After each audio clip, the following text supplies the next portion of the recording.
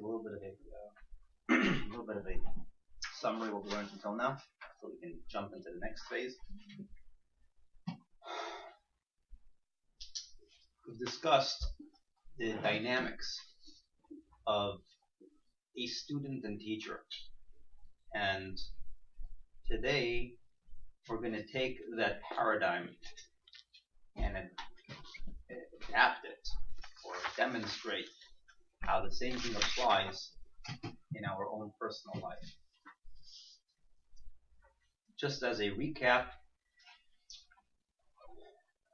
there are two kinds of students. There's a student, in other words, there are two kinds of gaps. Student-teacher is really a gap in information.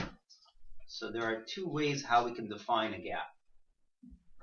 There's a gap where I would call it a technical gap, and there's a gap that's more of a fundamental gap. A technical gap would mean the student and teacher speak the same language. It's technical. There is a certain piece of information within the same language that the student feels that they're missing, and the teacher fills the gap. Then there's a fundamental gap. A fundamental gap is similar to the example we gave of apples and oranges in math, or the tune up and check up in the sense of it's a foreign language. I don't speak your language. Please help me. Where do I start? I don't even understand anything. I'm going to China. Where do I need a translator? So can you serve as a translator for me? Okay, fine. I'll serve as a translator. So you know the apples and oranges that you have in your world? Okay, so that's the same idea, math. It's the same idea as numbers. Actually, we're not so foreign. You know, you've actually been playing with numbers. You didn't realize. Now as a translator, I had to. So they have to.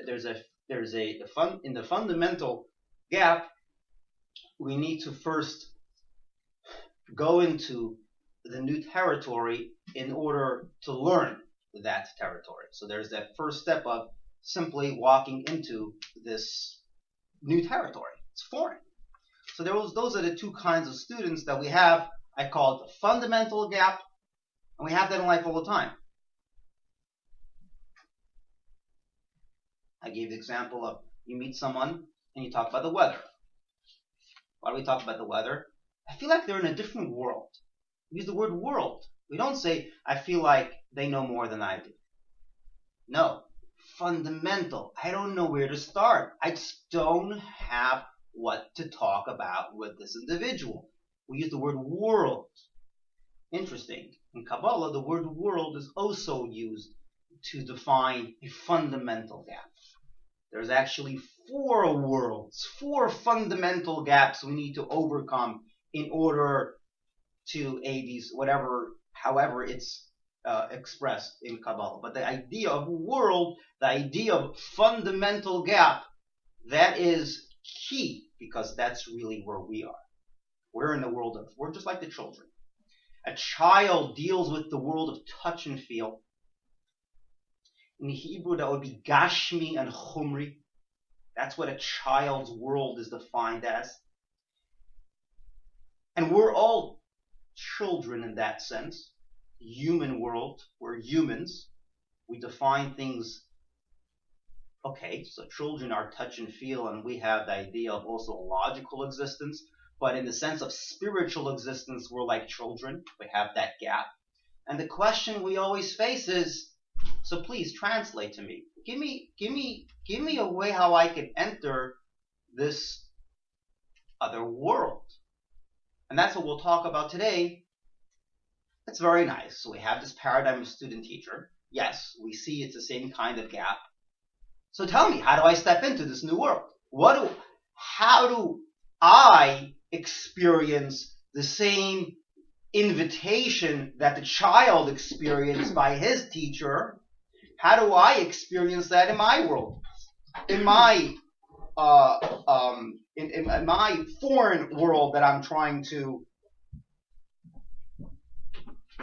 creep out of, if you may say, right? How do we do that? So that's the question we're going to be dealing with today. Could you just recap the technical? So the technical is more like two students that both are familiar with the same language, two math students. One is more advanced.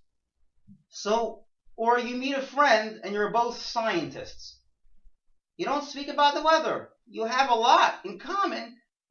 You might be a junior scientist and they might be a senior scientist. Okay, fine, but you have a language. You have enough familiar ground between the two of you to talk. You feel like you're in the same world, not a different world. When we say the word different world, that means there's a fundamental gap. And it's very challenging. How do we bridge the fundamental gap? So what do we need to do? We need to go into the child's mind. Let's go into that child. Let's figure out what the child, or if you may, why certain children bridge the gap and certain children have a harder time bridging that gap, and it takes more effort. What is going on in the child's mind when the teacher is sitting there and the teacher is saying, listen, there's this concept of 1 + 1 is 2, there's a logical existence, and the child is looking and the child is saying, I touch my cup, my toy, I know it exists. I feel something, I know it exists. Smelling, perhaps. What is the teacher saying? What's going through the child's mind as the teacher is conveying this message that the child feels there's a gap? What does a child have to do to actually go? We demonstrated there could be two children. There could be a child stuck in the apples and the oranges, and there can be a child who has the ability to, I got it. What is going on in the child's mind? Can we highlight the key component within the child's mind that's going to make it or break it, that if we highlight that and if we zoom into that factor, we're going to somehow help other students bridge the gap? What is it that the teacher is trying to accomplish? Yeah. I think the teacher is trying to make it meaningful for that particular child and relevant to his life, his or her life. In other words, the job of the teacher is going to be to try to engage him by getting him involved.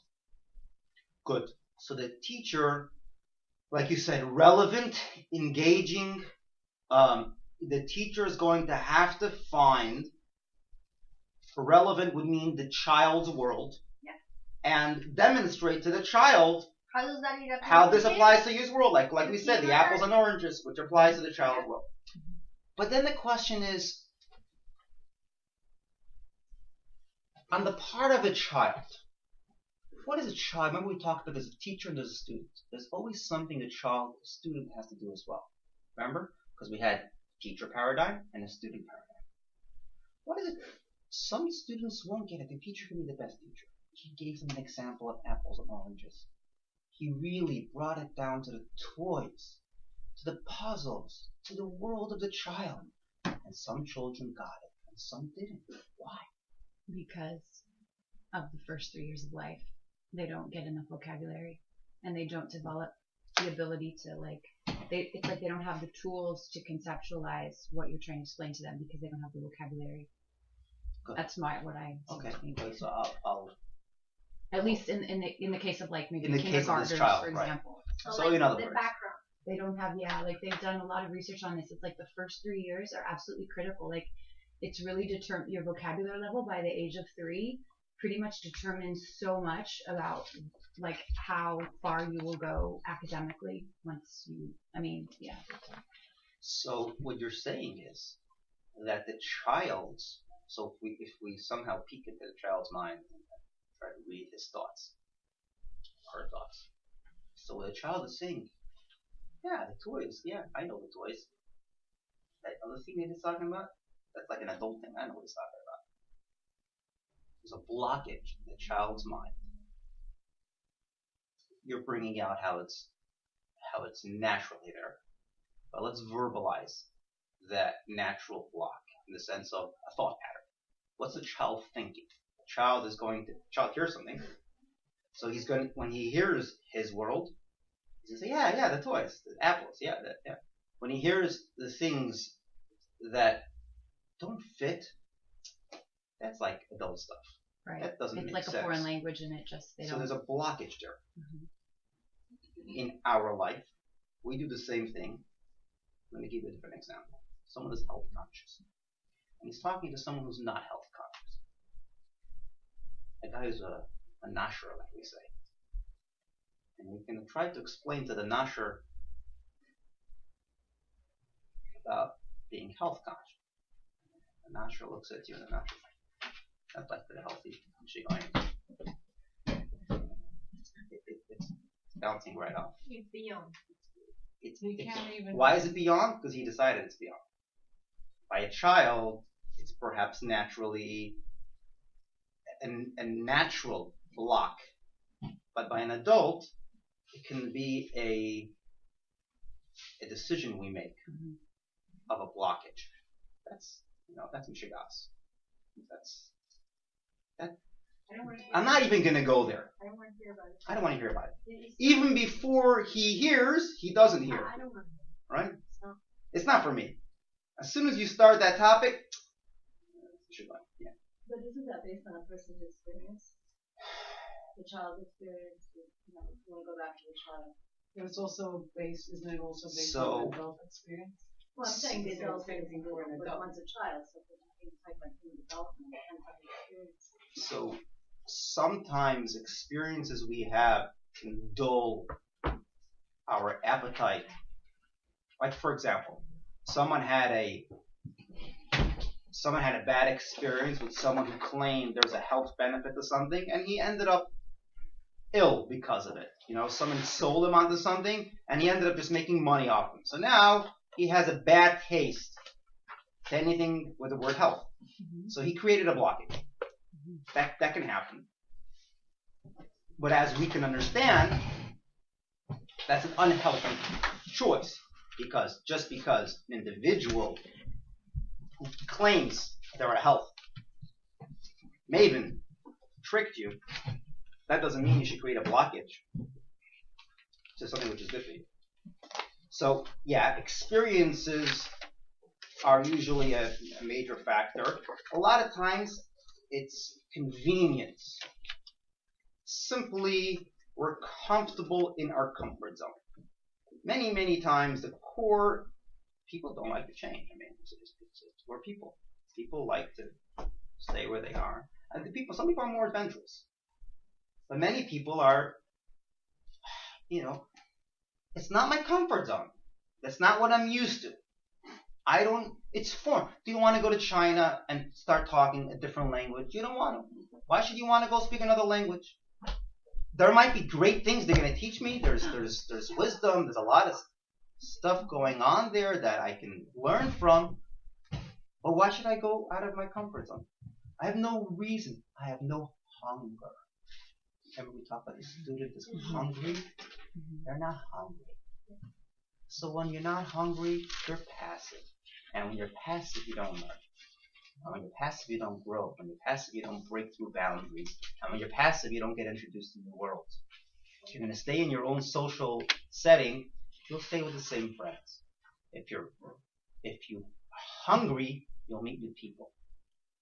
Sometimes we use the word aggressive. I don't like the word aggressive. You're hungry. If you have that ability, if you're outgoing, if you have that ability to go out of your comfort.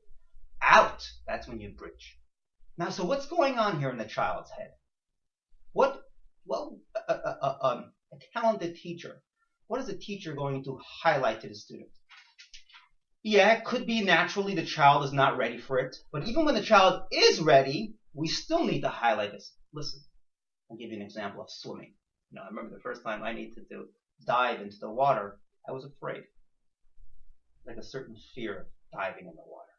So the swimming instructor said, put your hands over your head, stand over there. Before I knew it, I had a belly flop because he pushed me into the water. So I broke into the water as far as I had a little bit of a painful break into the water, but at least I broke into it. Sometimes you have to jump. You're just going to sit there by the water and study it and say, what is it going to You have to be pushed. Or you push yourself. Sometimes pushing yourself, sometimes we walk, sometimes we jump. Jumping is what's needed when there's a gap. The child is going to sit there and say, what's this? Trust, let go of your fear. Listen. He's not listening. Why should I listen? If he's going to start calculating within the world of toys, that toys should somehow make him come closer to logic, it's not. There's a world of a difference between the two. Just go to China, meet new people.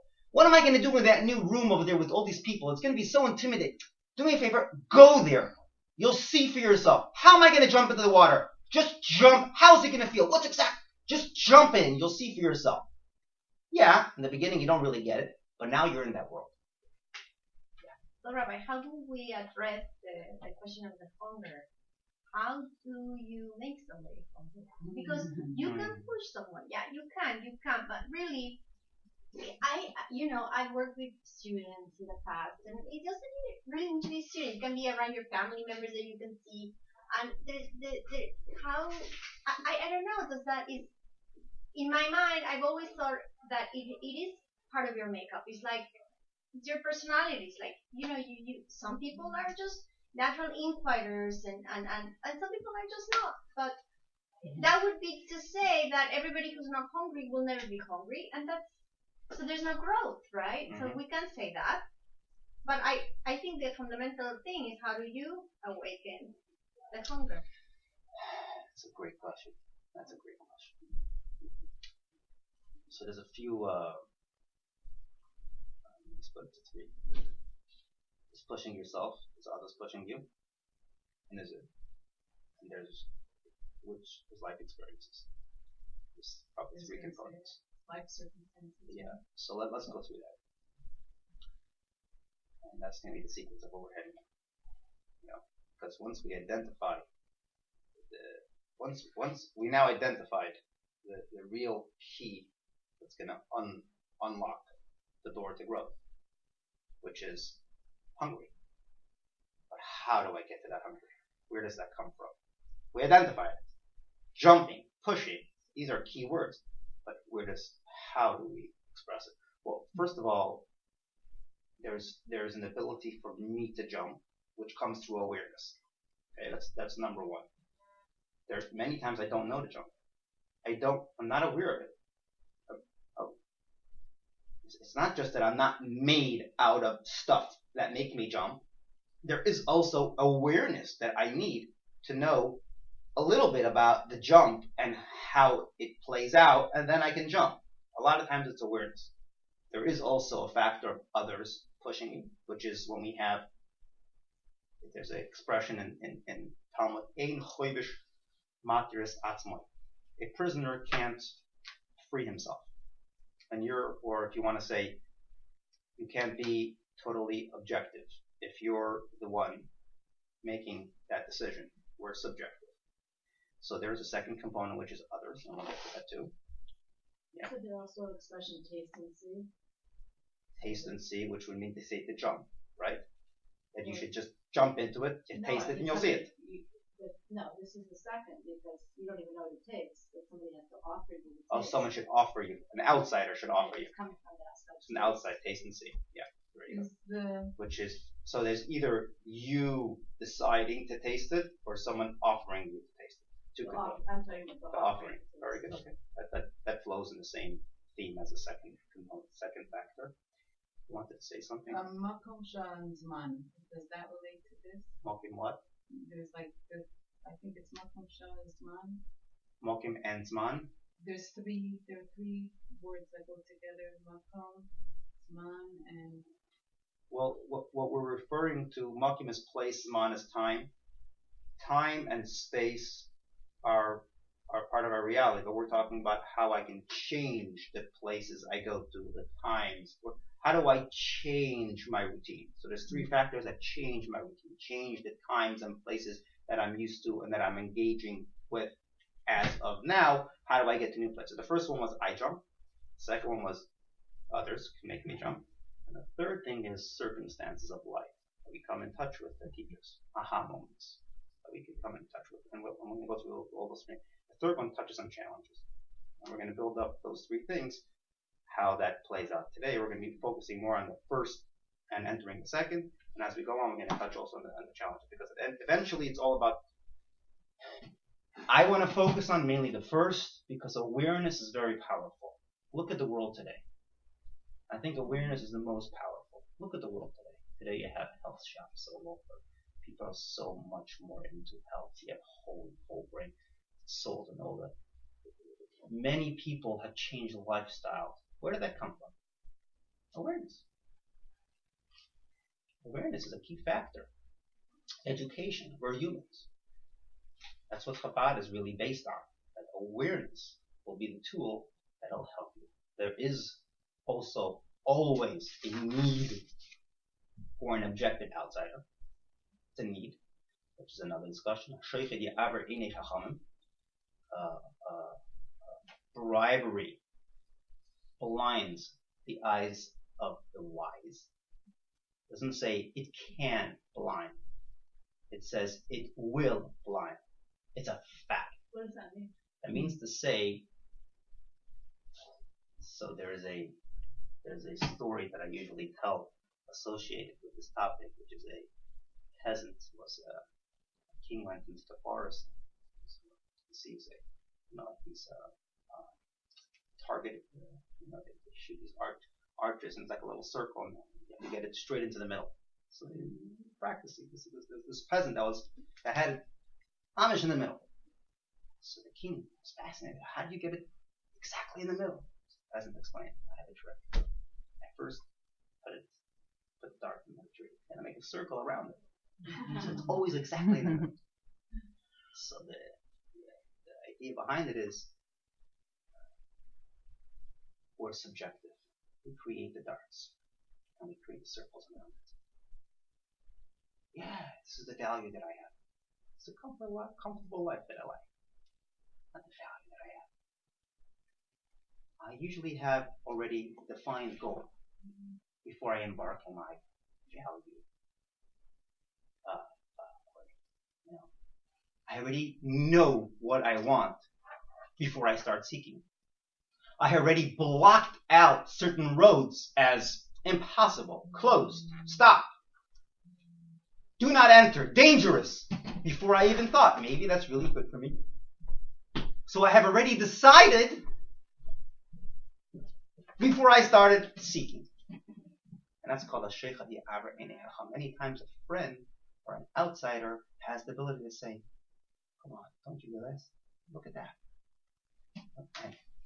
Person is sheikha di'avar eneicha means to say that we. What's the first one? What's the first? The other than you wrote. Shochad, bribery. Okay. Bribery is the same idea. What's bribery? Bribery blinds you. We are subjected, and we're blinded by the fact that we're subjected, by the fact that we like ourselves, by the fact that we have a self-interest. Well, that's subjective and not objective. So that's an impediment to self-growth. We can claim that we're growing while essentially we're just patting ourselves on the back. Bribing ourselves. Can you give an example of that? Like a protocol for you?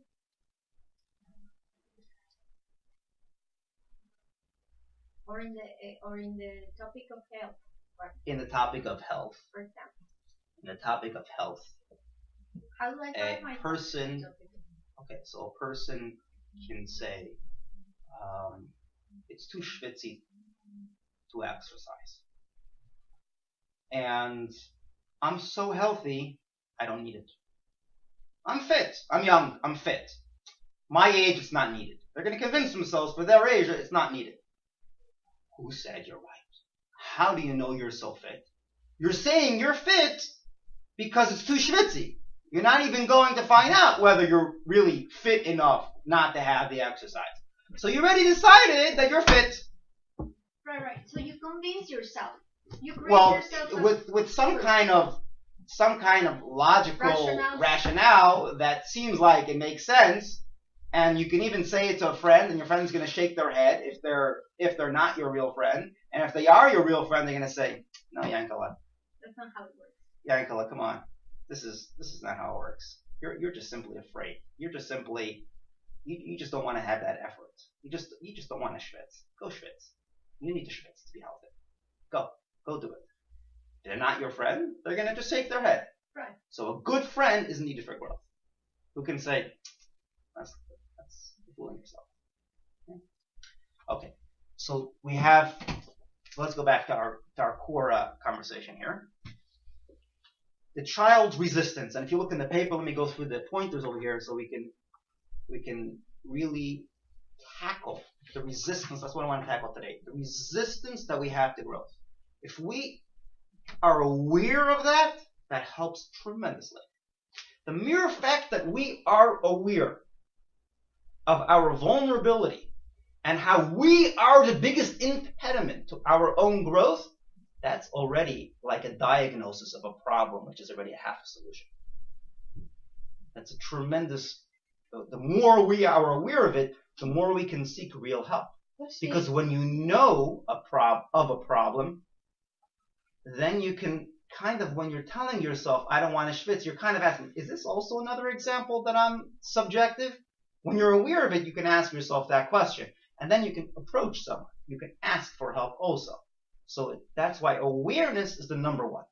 And that's what we're focusing on now, but we'll get into the other two factors as well. Awareness is the number one thing because awareness is tremendous. It changes how we see things. Our confidence that we had, what do you mean? I don't need it. It's shattered. You know, they say there's no such thing as 99% commitment. It's 100% commitment. If you have 99%, you're not committed. If we shatter just by 1% our confidence in our self-confidence and I don't need it, that's already a sign of growth. Because that means you're not that means you took away the commitment of not growing. We were so confident before that I don't need to schwitz, right? If we just peek a little hole into there and say, maybe you do, just maybe, you just now allowed growth. So the key is telling the child, maybe there's something more than toys.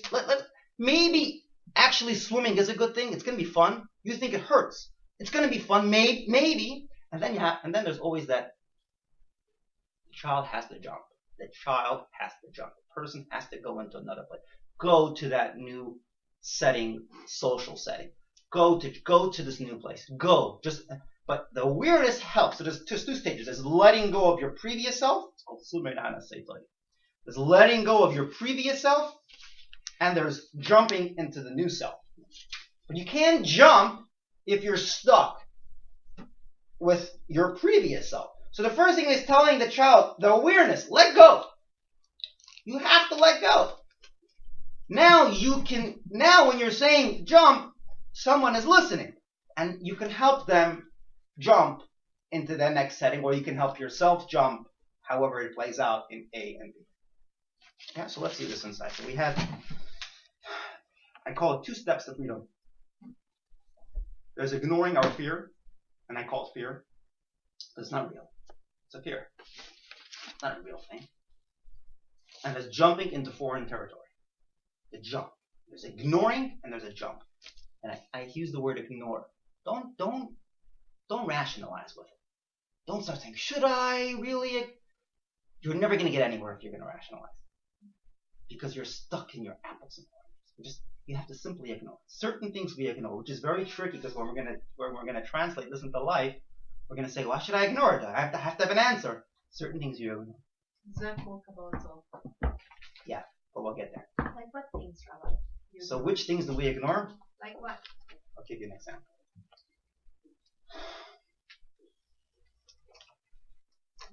So okay, so let's go to the areas that I want to go to. A person's in a bad mood. Can you function when you're in a bad mood? You're the smartest person in the world. You're a scientist. Can you give a science presentation when you're in a bad mood? You're Mr. Talented. Not gonna work. A bad one. Huh? You can give a bad one. A Bad presentation. Right? I mean, you do it. I do it. Happens all the time. Very good.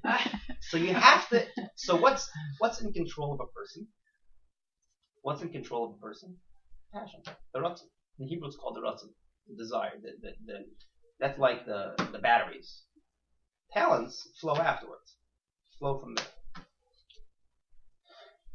So when a person says, "I'm not in the mood," I don't want to. You're gonna say, "No, you should really be in the mood." Ignore it. Let go of it. Just go. You don't fight with darkness. You turn on the light. Come on, you have that passion. It's amazing. It's great. I'm afraid to go into that room because I'm intimidated, and so you don't have to be intimidated of that person. But what about that person? Oh no. And what about the fact that it's not? There's gonna be a million reasons to be. You're never gonna end. So what do you tell them? You have that passion. Come on, you gave that. Remember that? It's you. Oh, it's me. It's me. Just turn on the light. Turn on the fire. Ignore certain things you ignore. When it comes to, they're not real. You see, if a child says, "I'm not in the mood of learning," well, it's tricky. Some not moods come because of, you have to sometimes know what's going on in the child's life. There's something going on in the child's life. But I'm not talking about something of substance that maybe the child had that morning because he came from a home that I don't know what. But when we have a normal not in the mood, normal not in the mood is a normal laziness not in the mood, a normal, these things kick in from time to time. You don't argue with it. Are you talking about children or adults? Like adults. I use the word child because we all have childish moments. I guess if you want to call it. I mean, really, being lazy is not like a adult thing. Adult, I mean to say mature. Okay, maybe I use the word mature and not mature, immature, whatever. Played it out with children because that was the example they gave with the apples and oranges, but really it's relevant anywhere in a sense. But the point I wanted to bring out was, as an example brought down in if you go to if you're gonna fight, okay, so the person's dirty, they come into a room and it's dark. You want to tell them it's dirty. They're schmutz. They fell into the sand. So you can pull his hand. Look, it's dirty. Okay, but my other hand is not. No. This hand too. Well, you just turn the light. You don't always have to fight. There are certain things that we're going to call questions, and there are certain things that are just really a fear. It's not real. It's just not real. You're stuck with a certain assumption. People have a fear. What's the fear? I'm going to come into that room. They're going to look at me like I'm crazy. You decided they're going to look at you like they're crazy. They're not looking at you like that you're crazy. They respect you. They like you. Every human should like another. Why did you decide? Many times we decide that someone else is going to look at. It's a whole self-fulfilling. It's a vicious cycle. It's a mishigas. It's a sickness. I decided that he's going to, and therefore I'm afraid to go. It's almost like the person who had 2 eggs in his hand, sitting there thinking for 5 minutes. Suddenly he shakes, can't be, and the whole egg falls. He was thinking about how the egg is going to hatch into another egg, and there's going to be a chicken, and there's going to be 5 eggs, and he already built a whole hen house from that 1 egg in his house, and he was going to, where is he going to have all these chickens? There's no place for them, so he broke the egg. He can't deal with the egg because he's going to have so many. He can't deal with it. So he doesn't have room for thousands of chickens. He only has room for 1 egg. You only have 1 egg in your hand. Stop imagining things that don't exist. There are certain things that we imagine. There are certain things that we just create. And you don't answer, no, really, go fight with that guy who decided he has 7 eggs. And yet he's imagining. Certain things we imagine. They're not real. Certain moods are not real. Not all moods. Many times moods are not. So shift. Within a second you can decide something. If you decide, put yourself there. You put yourself in this, put yourself there. You have that ability. Change. Don't look at it that way. There's an ability to jump. We have that ability to shift. Not always do we have to argue. And the only time we can explain something is if there's a gradual process. But if there's a huge gap, again, back to the 2 gaps. When there's a gap of two worlds, you need to jump. And we have the ability to jump. Humans have the ability to jump. You call it adventurous. You call it people that have, some people have more than others. Yeah, that's true. That's true. But everybody has that ability.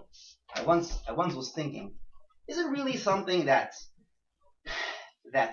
natural to some people or not? And if I look around, this guy who ate 70 hot dogs in Brooklyn over there by the water. Well, he had also the ability to jump. He just did it with 70 hot dogs instead of something else. He decided, I can't eat 70 hot dogs. But he did it, and he threw up. I don't know what he did afterwards, right? But that's how he decided to use his passion. I'm going to do it. Everybody has that ability. Everybody uses it in different places. One guy's going to use it to hurt someone. One guy's going to use it to eat hot dogs. And one guy's going to use it to be better. One guy's going to use it to achieve. One guy's going to use it to destroy. But everybody has that ability. That's the beautiful thing of humans. We all have that ability. And guess what? This ability, this passion that we have, is the apples and oranges that Hashem created in nature for us to understand. What did we just say? Look how beautiful this is.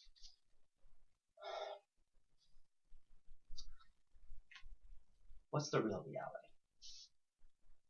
The real reality is decided and defined based on our passion, not based on our talents. Not based on our Talents. What's the real reality? You think the guy was born to eat 70 hot dogs? He was Meshuggah. Meshuggah means passion. Why do we call it Meshuggah? Because it's not talent. Talent means normal. He was passionate. Passion breaks all barriers. Breaks all barriers? I mean, it's non-normal. It can't be. It could be if it's passionate. So what do you see? There's two levels of reality. There's a level of reality of normal nature, the level of reality of passion. Hashem created the world. There's two discussions. There's a discussion of Hashem's existence. There's a discussion of Hashem's presence. Let's discuss Hashem's presence.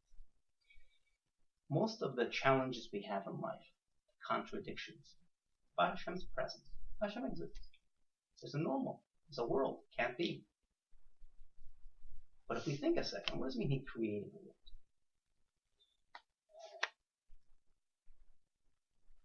Is there a contradiction between... I'm going to go to the guy who ate 90 hot dogs, 70 hot dogs, and I'm going to tell him, you're nuts. You're thinking of eating 70 hot dogs? It's not humanly possible, because after 2 hot dogs you're full, and I'm going to give him a whole scientific explanation, and I'm right. But it worked. How did it work? Because there's simply another reality to our reality, which is the passion. It's challenging and painful to break into a new reality. But there is another reality, and it will work out. Now, that's in the sense of someone who's actually harming his reality, in a sense, because at the end of the day he's going to have sicknesses and that sense. But let me go to a different example. How about someone like Steve Jobs, who broke through the behavior patterns of the world, who saw another reality and broke, and it is a reality. Columbus discovered America. He didn't discover it, it existed. Most of the realities that we create, they were always there. We just never saw them. We weren't exposed to them. So you're digging deeper within reality. To dig deeper, you need passion. There's another reality to everything. But passion helps you dig deeper, which means to say there's really another reality.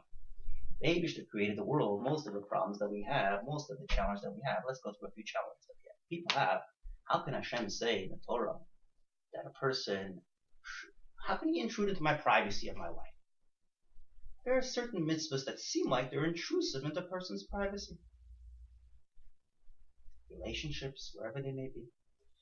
Or there could be certain mitzvahs that are intrusive into a person's business strategy. You're going to tell me how to run my business? Let's think a second. This is exactly like telling someone that so what's the mindset behind this question? Business strategy is based on how I understand it. And that's how it will, if this won't happen, it's not going to work out. It can't happen. Let me tell you a few stories. So B&H is a multi-billion-dollar company. Oh, the photo Look, place? yeah, Oh yeah, I Yeah. order stuff from You order my stuff. son. they're closed on Shabbos. They're Yes, closed on yes. Shabbos. Now, think a second. Now it's a fact. When they opened up,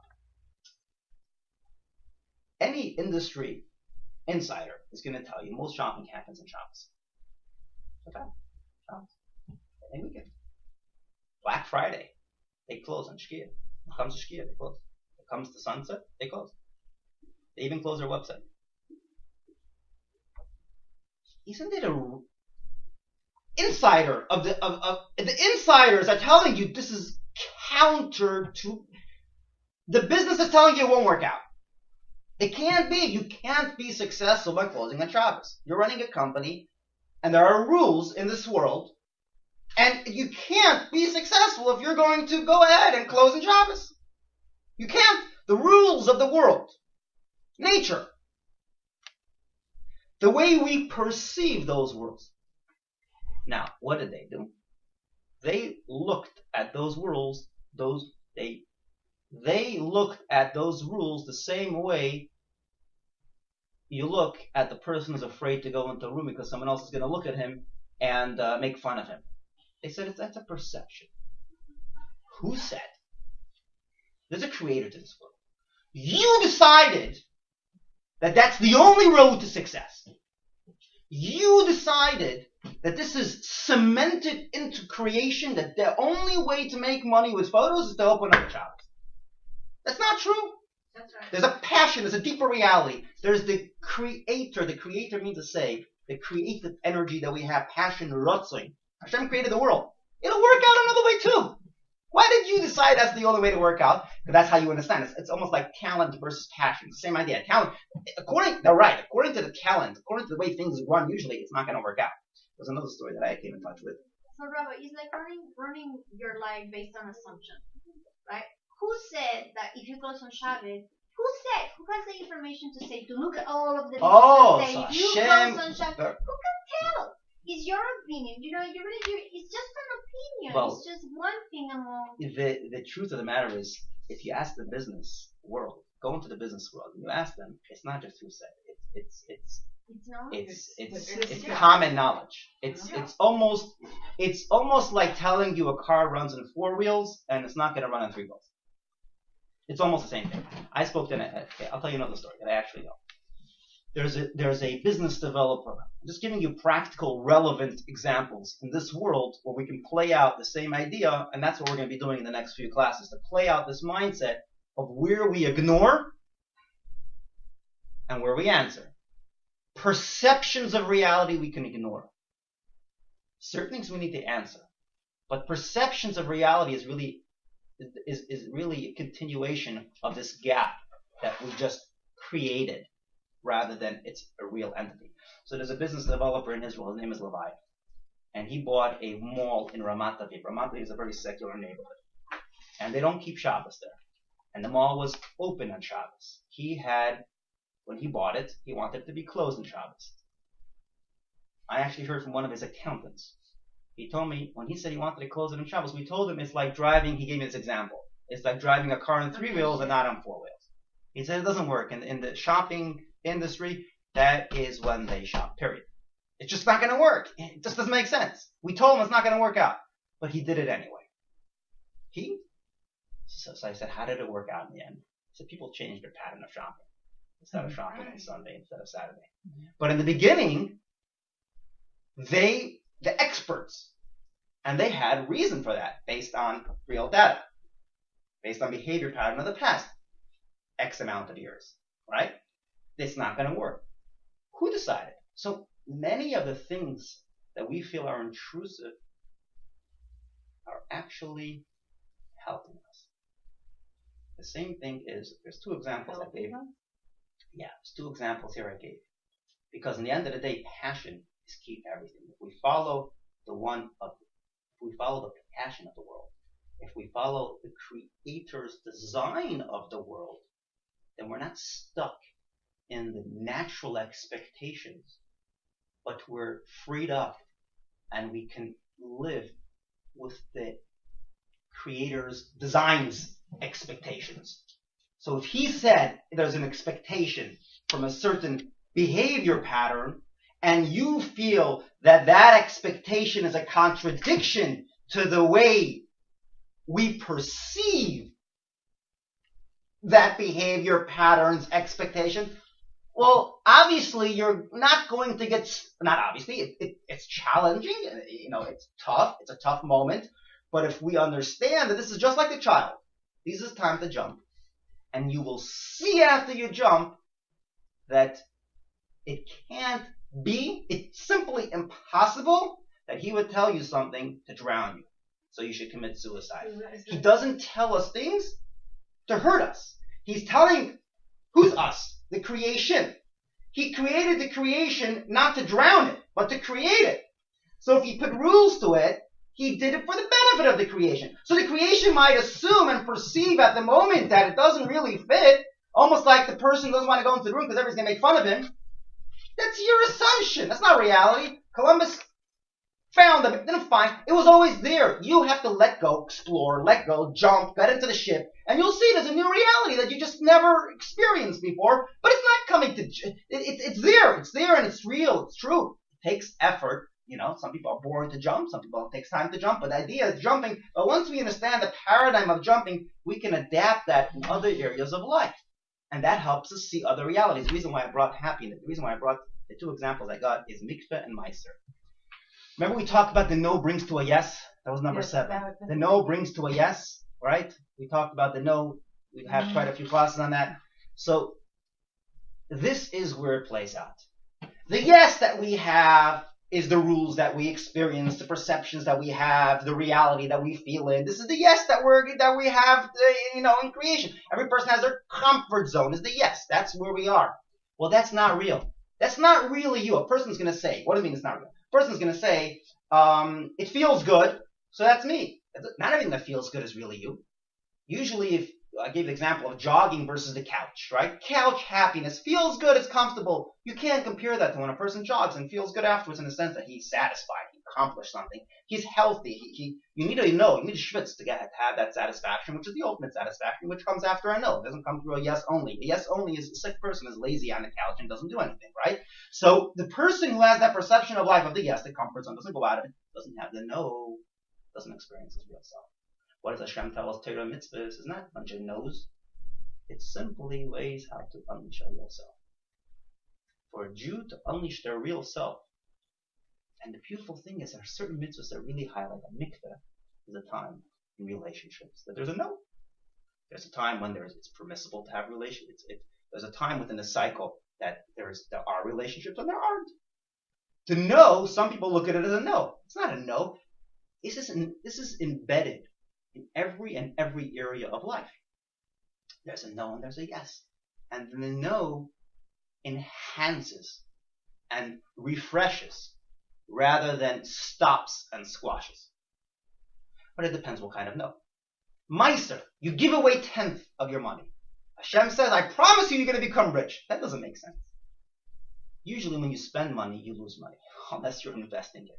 But if you're giving it to a nonprofit, you're not really investing it. You don't expect a return. So it's gone. And they're going to ask again for it. So what are you doing? No, you're going to become rich. And not only that, it says in the Torah, Asher b'shvil shetitz Asher. Do it in order to become rich. What are you talking about? It's a sales pitch. I mean, what is this? It's a cutesy kind of promise. No, it's real. No's bring to yes. That's how he created it. It's a real thing. He says, you can test me on it. But how does that work out? So these are 2 examples that Hashem says specifically a no, but they're designed as a yes. And they're really openings into the rest of Torah mitzvahs. Torah mitzvahs is not meant to squash. It's meant to enhance a Jew. It's meant to bring out a real, in every area of life. But we need to jump. Many times we need to jump to see it. There's an awareness in every area, in every paradigm of a jump, whether it's health, whether it's environment, whether it's whatever it may be that's like a lifestyle, behavioral kind of change. There's a lot of awareness a person needs. I call it the 3 stages in diet. A person first needs to have an awareness. Then they jump and they say, okay, I'll try it out for 30 days. 30-day trial. Right? There's always 30-day trial. And then no commitment, 30-day trial. I'll see how it goes. Usually, I don't know why it's 30 days. It should be 60 days. Why 60 days? Because when we do the same thing in davening, we change word atol to mashi baruch. There's a linguistic difference in davening, but it's very difficult to change when you say something so often. You're talking about 3 times a day. You're saying word atol. You got to change it to mashi baruch, but you're so used to saying it. So in halachas pratan, you got to say it for 90 times. Wait 30 days, 3 times a day, and then you'll see a pattern will change. So it takes a behavior pattern to change, can take 90 times. So 30-day trial, perhaps 30 days is already a time frame, but 90 days is really a time when a habit changes. So it takes 90 times consecutively to do something, and then what happens is, during the trial period, the person feels forced. Although they have the awareness, they haven't yet when you taste sushi, when you taste anything new, taste something new. Person goes, jogs, and feels schwitz, a person feels refreshed. Different people feel differently. Usually it takes a little while that person gets into it, then they can feel what it is. You don't feel what something is until you let go of the previous self and you allow yourself to feel the new experience you're entering. And it takes time to actually feel a new experience. So during the 90-day trial, you don't. Afterward, you start saying, oh, I see what you're saying. Doesn't mean you love it. But gradually you love components of it, and gradually you can accept it. Not being forced to accept it, not feeling like it's not you, but you accept it because certain components actually sit with you. We talk about the students. Eventually, certain things have to sit, and then they become part of you, right?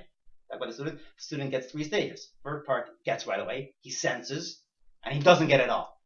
Has to sit. And eventually, after it sits, what's the sitting is a 90-stage period. That middle time is when it sits. You hear it, it sits. It sits. You make sense. You have to adjust. You have to eat it.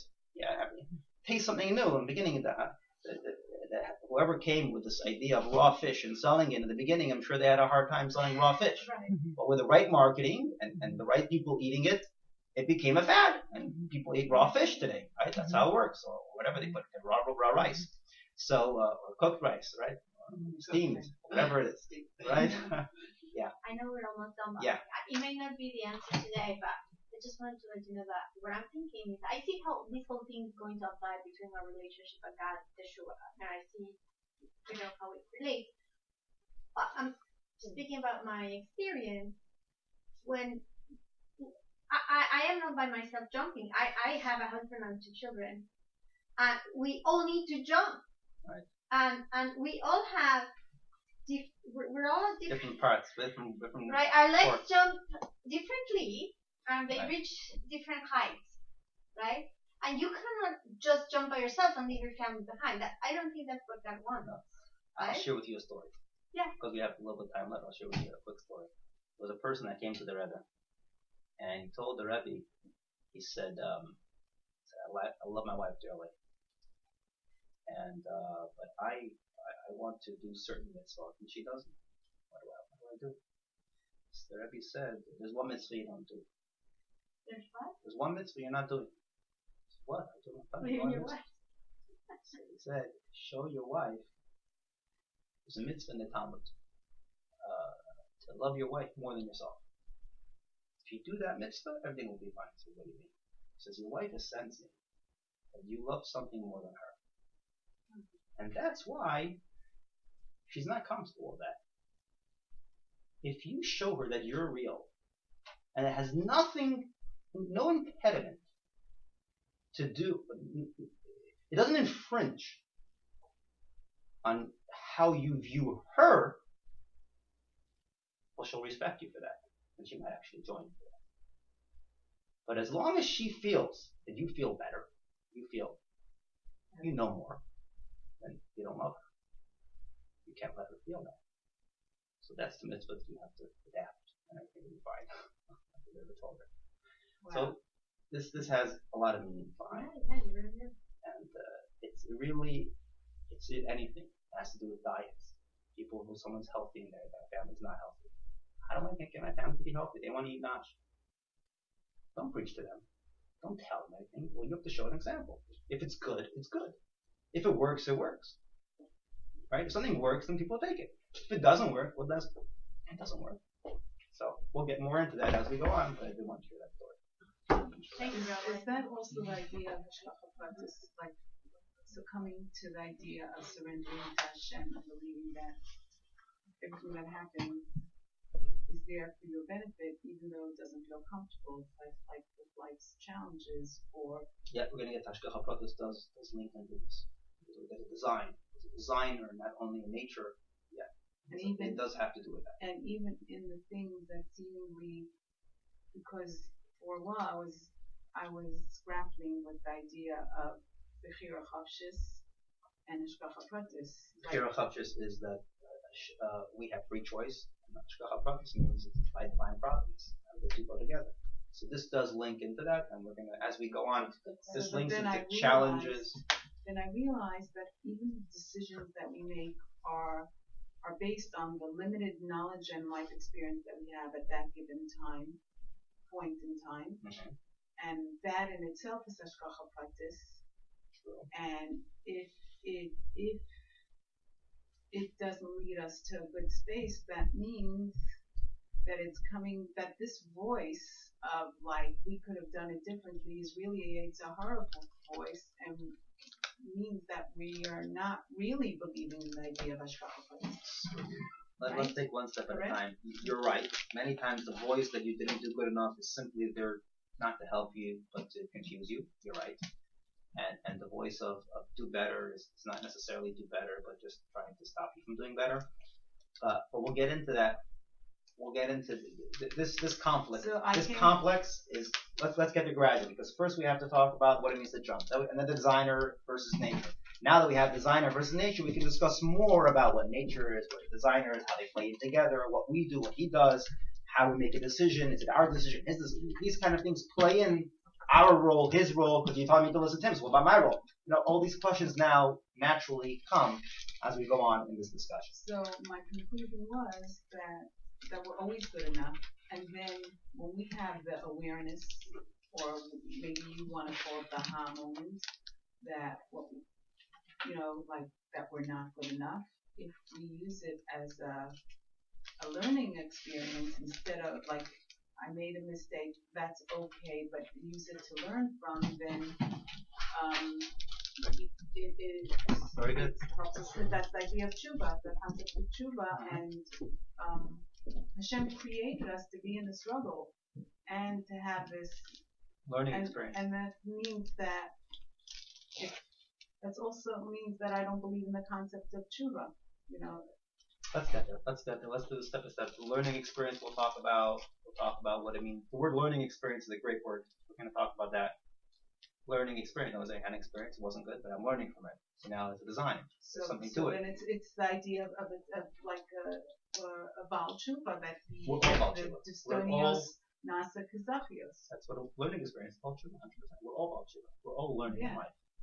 The Alter Rebbe wanted to call it, I mentioned this a while ago, the Alter Rebbe wanted to call Chabad Balei Tshuva. Instead of Chabad, he wanted to call it the Tshuva people. Because the Alter Rebbe was all about change. That's what he was all about. That was he was coming to introduce. There's a concept of change. Change, Tshuva, the idea of change. For him, change was the highest thing. But Raul, it doesn't sound good about Tshuva to me. Because it has some kind of a connotation. It unfortunately. It just sounds but very good to me. But the Gemara says. It doesn't sound to me. When I hear about the Tshuva, about the Tshuva, they ask me, is that what it's called? I don't know. I'm just doing this talk. That's all. Because what is that about the Tshuva? I don't know. Who said? The Gemara says. In the place where a Baal Tshuva stands, tzadikim gemurim einam oimdim.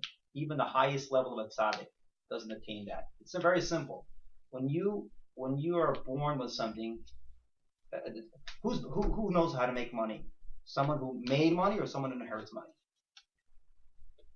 Who has the value of money? We talked about this one. Someone has $1 million and was given as a one in the lottery, or someone who earned $1 million. You earned. You have earning power. You know how to make it. Then you don't only have $1 million. You have the ability to make another $1 million. It's yours. You own it. You don't rent it. And the experience of the million. The experience of the million. Not only the Exactly, and you haven't experienced something. Yeah, exactly. Yeah. We talked about this. So that is what Chabad is. Chabad is about owning it, not renting it. We talked about this, owning it versus renting it. When you own it, it's mine. I can rent it to anyone in the world. When you rent something, you have limits. Don't sublease. No subleasing allowed. Live there, but don't, no family members. What do you mean it's mine? It's not yours. Mhm. So when you rent something and you just get it from someone, it's not yours. We're meant to make things ours. We're not meant to just live places and have a good time. It's given to you, but it's not really you. So what is it? Someone else. So we'll get into this. So it's people tend to the advantage of quantity versus quality. That's what talks to people more a lot rather than quality. Quality is very hard to see. But quality is what it really is. Technology is quality, and it changes life. It's not about quantity. It's not about huge buildings. It's about a little bug, a little chip. Changes life. So we'll get into this as we go on.